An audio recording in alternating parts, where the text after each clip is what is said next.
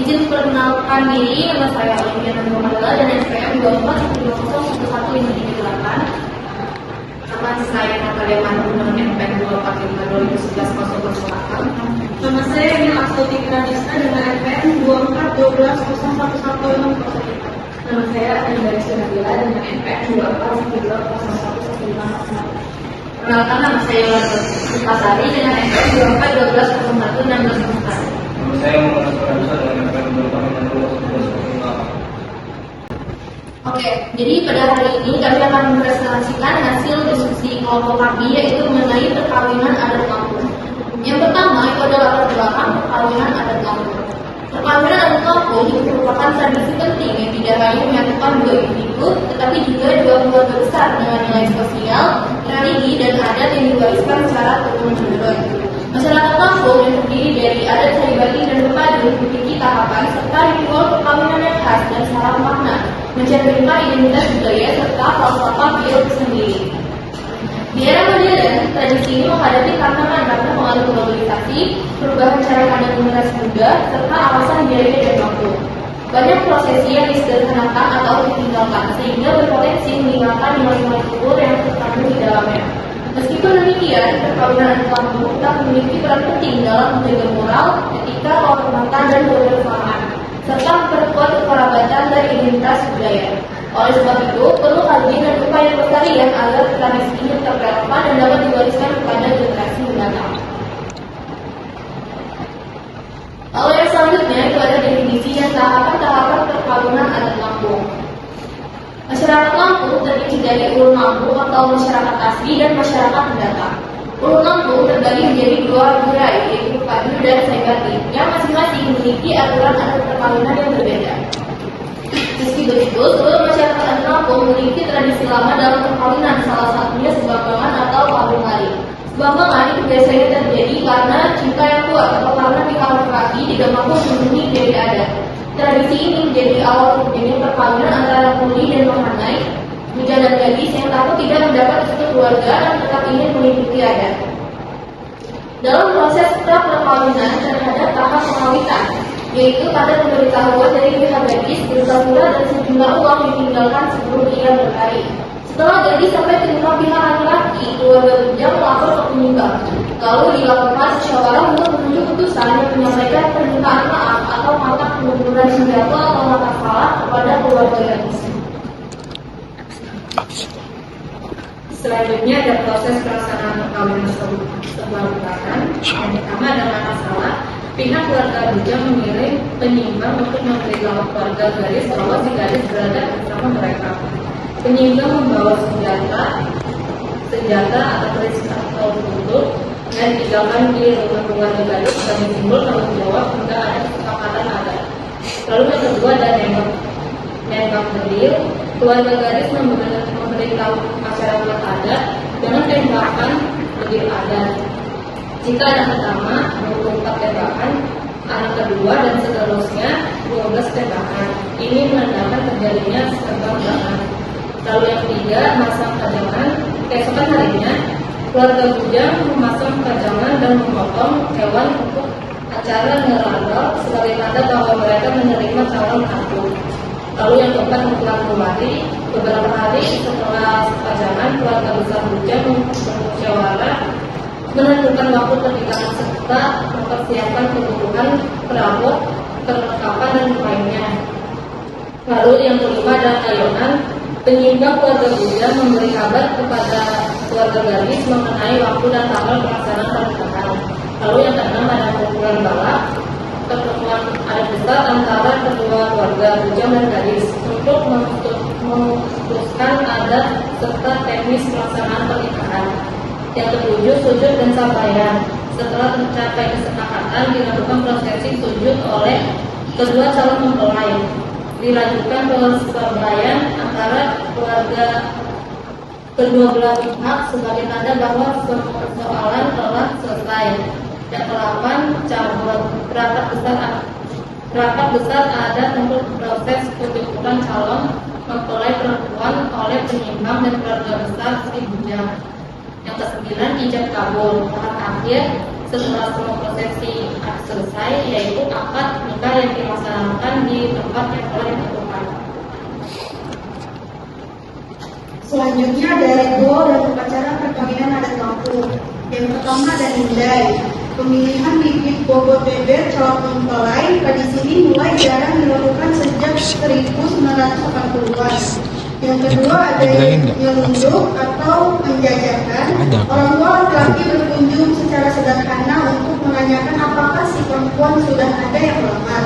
Biasanya membawa bahan makanan seperti gula, kopi, susu, dan lain-lain. Yang ketiga ada sihanyo. Pihak laki-laki akan ke rumah perempuan bersama keluarga untuk menjalin keakraban atau sanje. Yang keempat ada sitanya atau datang reses atau lamaran. Rombongan laki-laki dapat dengan 15 sampai 25 orang membawa siri sebagai adat buka percakapan serta membawa tenung berisi beras, ketan, telur, makanan, dan bahan pokok lainnya. Pada tahap ini dilakukan pertukaran cincin, penentuan mas kawin, penentuan uang jalur, pesangon untuk orang tua perempuan, penentu hari akad, mas kawin dan uang jujur bergantung pada status, kecantikan, gelar, dan kedudukan keluarga perempuan. Kadang uang jujur bisa mencapai puluhan hingga ratusan juta. Yang kelima ada datang besar atau datang besar. Keluarga laki-laki datang lebih ramai bersama perwatin, membawa berbagai alat seperti piring sekapur, kelapa 3 butir, lemang, wajik, dodol, dan pakaian sepenyanang perlengkapan pakaian lengkap untuk calon mempelai perempuan. Ini menandakan restu keluarga besar dan persiapan menuju hari perkawinan. Selanjutnya, peran masyarakat dalam menjaga tradisi perkawinan adat Lampung. Perkawinan adat Lampung, Padung, dan Sejati merupakan tradisi sakral yang melibatkan keluarga, tokoh adat, masyarakat, generasi muda, serta pemerintah. Sebuah elemen ini memiliki peran penting untuk menjaga keberlangsungan adat. Yang pertama, peran keluarga. Keluarga menjadi pewaris utama tradisi dan bertanggung jawab mengajarkan tata cara perkawinan seperti proses setimbang atau lamaran, persiapan begawi, pemberian jujur, dan penerimaan keluarga. Keluarga menjaga agar prosesi tetap sesuai adat. Yang kedua, peran tokoh adat atau lembaga adat. Penyimbang dan ketua adat memastikan aturan adat dipatuhi, menetapkan jujur, serta menjaga jalan hidup tersendiri. Mereka menjadi penjaga keaslian dan legitimasi prosesi. Selanjutnya, peran masyarakat. Masyarakat terlibat langsung dalam ritual seperti tarian tangga, musik tradisional, dan penyelenggaraan begawi. Partisipasi mereka memperkuat solidaritas dan menjadikan upacara sebagai ritual komunal. Yang keempat, peran generasi muda. Generasi muda berperan dalam revitalisasi tradisi melalui media sosial, komunitas budaya, dan kegiatan seni. Mereka membantu mempertahankan identitas budaya di tengah modernisasi. Yang terakhir, peran pemerintah dan lembaga pendidikan. Pemerintah dan lembaga budaya melakukan dokumentasi festival budaya dan masukkan adat Lampung dalam pendidikan muatan lokal untuk memperkuat. Selanjutnya, peran masyarakat. Masyarakat terlibat langsung dalam ritual seperti tarian tangga, musik tradisional, dan penyelenggaraan begawi. Partisipasi mereka memperkuat solidaritas dan menjadikan upacara sebagai ritual komunal. Yang keempat, peran generasi muda. Generasi muda berperan dalam revitalisasi tradisi melalui media sosial, komunitas budaya, dan kegiatan seni. Mereka membantu mempertahankan identitas budaya di tengah modernisasi. Yang terakhir, peran pemerintah dan lembaga pendidikan. Pemerintah dan lembaga budaya melakukan dokumentasi festival budaya dan masukkan adat Lampung dalam pendidikan muatan lokal untuk memperkuat literasi budaya. Oke, selanjutnya adalah pengaruh modernisasi dan globalisasi terhadap tradisi perkawinan adat. Tradisi segambangan mengalami perubahan makna akibat modernisasi. Kurangnya pemahaman lintas budaya serta pergeseran cara pandang generasi muda Beberapa kasus menunjukkan sebambangan tidak lagi dipahami sebagai adat, melainkan dianggap tindakan melanggar hukum. Berikut adalah beberapa kasusnya, yaitu 1. Distorsi makna dan konflik lintas budaya. Contohnya di Menggala, seorang laki-laki dilaporkan karena membawa lari perempuan dari keluarga Jawa yang tidak mengenal tradisi sebambangan, sehingga dianggap penculikan. Hal ini muncul karena minimnya komunikasi dan perbedaan pemahaman budaya. 2. Adanya pergeseran dan alasan sebambangan. Penelitian menunjukkan sebambangan ini sering dilakukan bukan karena keadaan adat, tetapi untuk menghindari proses perkawinan yang panjang dan mahal. Nilai adat yang luhur mulai bergeser dan digantikan alasan kepraktisan. Ketiga, yaitu pengaruh modernisasi dan pola pikir generasi muda. Urbanisasi, interaksi budaya luar, dan media sosial mendorong generasi muda menjalankan sebambangan tanpa mengikuti tahapan adat yang benar. Banyak yang menganggap sebagai jalan pintas tanpa memahami aturan adat. 4. Adat sosial dan hukum. Kurangnya pemahaman keluarga perempuan dapat memicu konflik dan laporan hukum, karena tindakan membawa lari tanpa komunikasi dapat dianggap sebagai pelanggaran hukum formal. Situasi ini berpotensi menimbulkan ketegangan keluarga dan konflik antar budaya. 5. Ancaman terhadap kelestarian tradisi. Jika penyimpangan terus terjadi, sebambangan dapat kehilangan makna aslinya dan ditinggalkan generasi mendatang. Diperlukan pemahaman kembali tentang nilai-nilai adat agar tradisi tetap relevan dan tidak menimbulkan konflik. Selanjutnya ada cara melestarikan dan mengembangkan perkawinan adat kampung. Melestarikan pengembangan perkawinan adat kampung di era modern memerlukan peran aktif tokoh adat sebagai penjaga nilai budaya. Mereka harus mampu menjelaskan makna setiap ritual, membuka dialog antar adat dan modernitas, serta menyelesaikan prosesi yang diawal surat kembali tanpa menghilangkan nilai filosofinya. Inovasi seperti menyederhanakan ritual menjadi langkah penting agar tradisi tetap relevan dan tidak memberatkan masyarakat. Upaya ini harus didukung oleh pemerintah daerah, lembaga kebudayaan, dan institusi pendidikan melalui program pelatihan, penyuluhan, dokumentasi tradisi, regenerasi tokoh adat, hingga memasukkan nilai adat ke kurikulum lokal. Menurut tokoh adat Lampung, Bapak Zainal Hakim bergelar Ratu untuk adaptasi terhadap perkembangan sosial, ekonomi, dan teknologi harus dilakukan secara bijak, tetapi menjaga esensi budaya dengan sinergi antara tokoh adat, pemerintah, dan generasi muda. Tradisi perkawinan adat Lampung dapat terus berkembang dan menjadi identitas budaya yang lestari di era globalisasi. Jadi kesimpulannya, perkawinan adat Lampung merupakan tradisi sakral yang tidak hanya menyatakan dua individu, tetapi juga dua keluarga besar dalam ikatan sosial dan adat. Setiap tahapan yang baik di masyarakat, baik batin maupun pepadun, mengandung nilai simbolik yang menegaskan status, tanggung jawab, serta penghormatan dalam kehidupan bermasyarakat. Tradisi sebambangan menjadi contoh bentuk perkawinan yang masih bertahan, meskipun mengalami fluctuasi modernisasi. Keberlangsungan perkawinan adat Lampung sangat bergantung pada peran keluarga, tokoh adat, masyarakat, generasi muda, dan hubungan pemerintah melalui ketertiban bersama nilai-nilai seperti kesucian, kebersamaan, gotong royong, dan penghormatan dapat terus diwariskan sebagai bagian dari identitas budaya. Dengan demikian, perkawinan adat Lampung bukan sekedar ritual seremonial, tetapi merupakan warisan nilai luhur yang harus dijaga dan dikembangkan agar tetap relevan di tengah perubahan zaman. Dari sekian dari presentasi kelompok kami memberikan kesempatan kepada kelompok 8 untuk memberikan pertanyaan dan kami akan diskusikan jawaban tersebut. Oke, perkenalkan nama saya Ahmad Alada dengan NPM 2412011487 dari kelompok 8. Di sini saya ingin bertanya mengenai kedudukan mas kawin atau ado atau reti ado dalam perspektif hukum adat Lampung. Di sini apakah hanya sekedar harga atau memiliki makna lebih dalam? Cukup. Baik, izin bertanya, nama saya Dinda Ayu Lestari dengan NPM 241210108. Pertanyaan saya adalah, apakah hukum adat Lampung itu mengizinkan perceraian?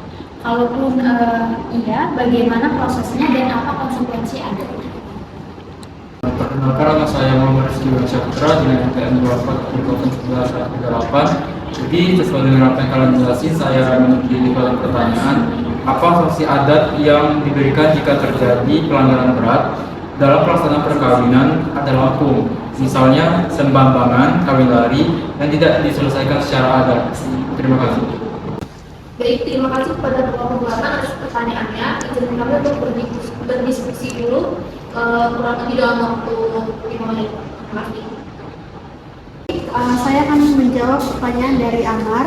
Tadi pertanyaannya bagaimana kedudukan mas kawin, reti atau adop dalam perspektif hukum adat Lampung. Apakah ini hanya sekedar harga atau memiliki makna lebih dalam? Jadi jawabannya, mas kawin, reti atau adop itu dalam hukum adat Lampung memiliki makna yang sangat mendalam dan bukan sekedar harga beli. Ia melambangkan penghargaan dan penghormatan setinggi-tingginya dari pihak pria terhadap harkat dan martabat keluarga wanita. Selain itu, mas kawin juga berfungsi sebagai penguatan ikatan perjanjian adat, simbol kemampuan ekonomi pihak pria untuk menanggung kehidupan rumah tangga, dan sebagai jaminan sosial bagi pihak wanita dalam tatanan adat tersebut. Nilai dan bentuk mas kawin sangat bervariasi tergantung status sosial, kedudukan adop dan strata. Sudah cukup. Thank you. Saya akan menjawab pertanyaan dari Adinda. Tadi pertanyaannya, apakah hukum adat Lampung mengizinkan perceraian? Jika iya, bagaimana prosesnya dan apa konsekuensi adatnya? Jadi, hukum adat Lampung mengakui adanya perceraian, meskipun hal tersebut sangat dihindari karena dianggap merusak tatanan kekerabatan. Proses perceraian harus dilakukan melalui musyawarah adat yang melibatkan tokoh adat dari kedua belah pihak keluarga. Konsekuensi hukum adat dari perceraian melibatkan pengembalian atau penyelesaian harta bersama jika ada, serta penentuan hak asuh anak dan pengembalian sebagian atau seluruh mas kawin tergantung siapa pihak yang mengajukan cerai dan alasan yang sah menurut adat.